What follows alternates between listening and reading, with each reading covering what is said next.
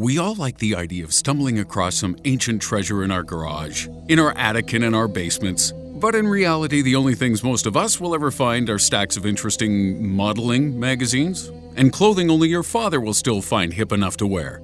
But there are many great treasures which mankind has misplaced over the centuries, and we only know of their existence thanks to the documentation preserved by those who searched in vain to find them during their lifetimes. Somewhere out there in the world today, there are undiscovered halls of gold and jewels, mysterious caves full of precious artifacts. Oh, and also a whole bunch of fancy eggs that people can't seem to find. Have you got your metal detector and pirate treasure map at the ready? Good, because here are the top 7 undiscovered treasures.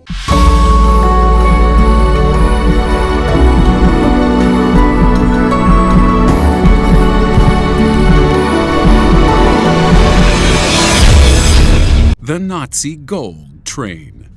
Towards the end of World War II, as the Nazis stared down the barrel of defeat, those greedy Germans realized they wouldn't be able to keep their haul of treasure acquired from conquered lands. Because fortunately for the victims, international law does not recognize the sacred charter of finders, keepers, losers, weepers. In the decades since the war ended, many stolen Nazi artifacts have been returned to the relatives of their original owners. But many priceless heirlooms, paintings, and other valuable objects remain unaccounted for. So where are they? Well, you don't need an American explorer with a leather whip and snappy comebacks to tell you. One possible location of these treasures is the mysterious Nazi gold train, a Polish legend, which tells of 3 German trains buried somewhere near the city of Fabergé. The trains are believed to contain around 300 tons of gold, jewels, weapons, and artistic masterpieces lost to the world, but nobody has yet proven their existence. In 2015, 2 men, Peter Koper and Andreas Richter, claimed that after decades of searching, their mining exploration company had discovered the train's location. The 2 demanded a finder's fee of 10% for locating the mythical Nazi gold train, but they were turned down. And after ground-penetrating radar and test excavations were made at the site, the train was nowhere to be found. Did these 2 men find the train and keep the contents for themselves? Has the Polish government done the very same thing? Or are we entirely looking in the wrong place in the search for the elusive Nazi gold train? And now, ingredients for the world's most expensive omelette. Okay, so you can't actually make an omelette with Fabergé eggs, but if you find one of the missing ones, you could pay someone to make you omelettes every day for the rest of your life. Because right now, there are 7 Fabergé eggs missing, and each with a value of around $8 million. Fabergé eggs were created by Peter Carl Fabergé between 1885 and 1917, and they were initially created as Easter gifts for the Russian royal family. These eggs weren't made of chocolate, but what they did have was a decadent exterior covered in precious jewels and metals. Fabergé made around 50 original eggs, and those which are missing are the hen with sapphire pendant, the cherub with charlot, the Necessaire, the Mauve, the Empire Nafrit, the Royal Danish, and the Alexander III commemorative, with the accompanying Hephaestion action doll. Several eggs previously presumed lost have turned up all over the world, including the 3rd Imperial Easter egg, which was discovered in the USA. So when this video is finished, you might want to go and check your grandma's basement for one of those missing precious artifacts, and if you find one, whatever you do, don't crack them open looking for the yolk. The Crown Jewels of England. No, you haven't missed a news bulletin. Queen Elizabeth has not suffered a home invasion. The current set of crown jewels held by Her Majesty date back 350 years to the reign of Charles II. But there have been many collections of shiny hats and bejeweled wands called the crown jewels, with some dating back as far as 200 BC. But it's the crown jewels of the 13th century which we are interested in because in 1216 the English King John claimed that he simply lost them. You know, people lose car keys. They lose pets. Hell, my parents lost me in a Walmart on purpose. What they shouldn't be losing are stupidly expensive crowns and giant scepters. The story goes that King John tried to cross an area known as the Wash, which is a bay located in the county of Lincolnshire. John was a little ill at the time, so he decided to take a safer, longer route around the Wash, while his baggage train containing the crown jewels traveled using horse-drawn wagons across the mouth of the Wellstream River. Now, horses can carry their heads as ranchers know, but carrying wagons at the same time is, call in the glue factory on that one. Supposedly, the wagon carrying the crown jewels was washed out to sea as the tide of the Wellstream rose, so these super expensive party hats could be anywhere in the world now. But one conspiracy theory suggests that King John's carriage didn't contain the crown jewels at all, that he had left them elsewhere and covered up their theft due to his illness, which he may have known was going to prove fatal. So if this is true, who received the crown jewels in 1216, and who has them today? The Amber Room.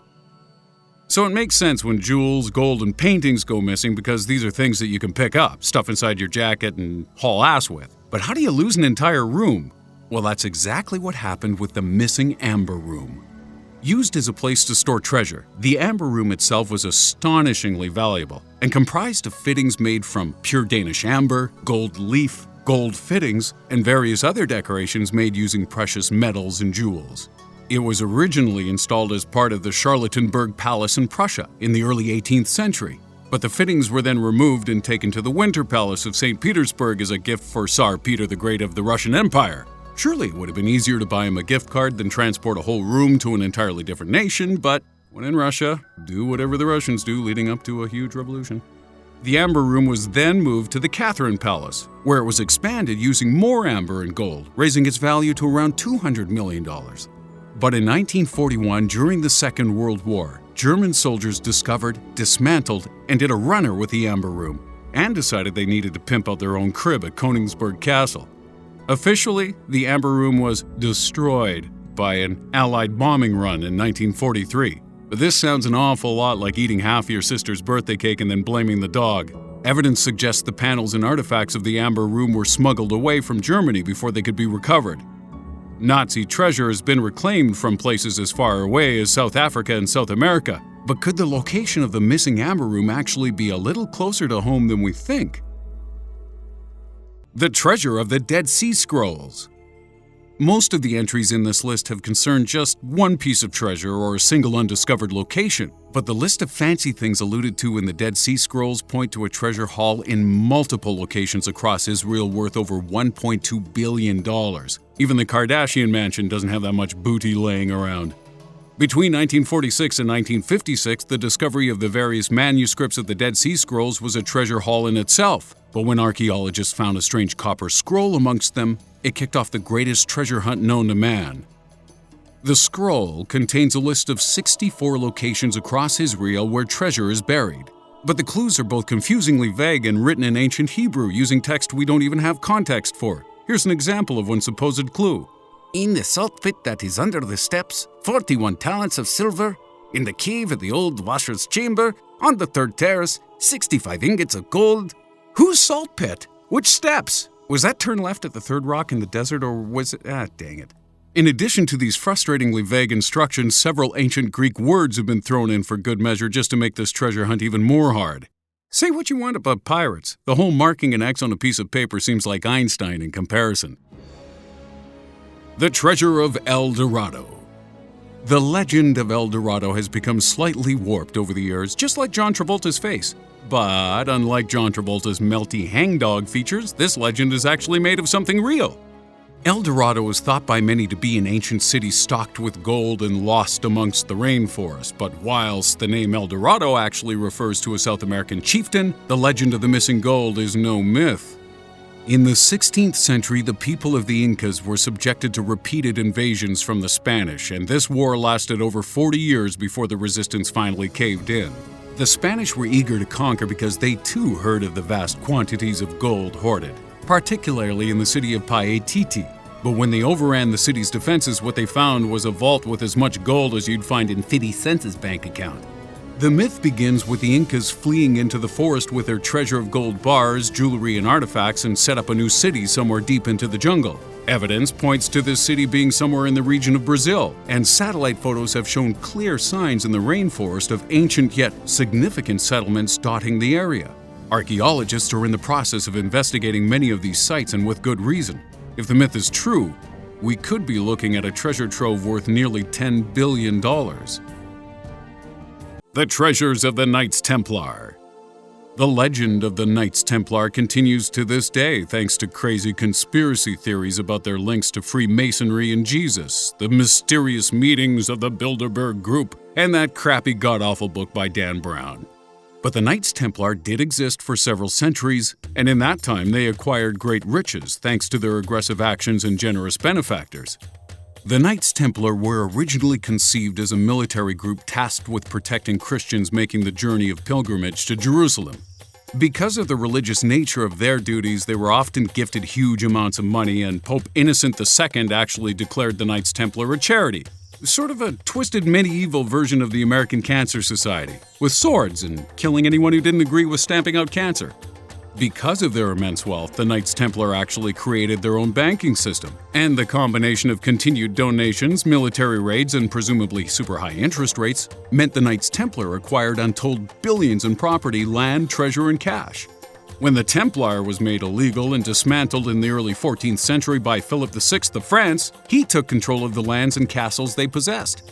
But the cash and treasures worth billions today were never recovered.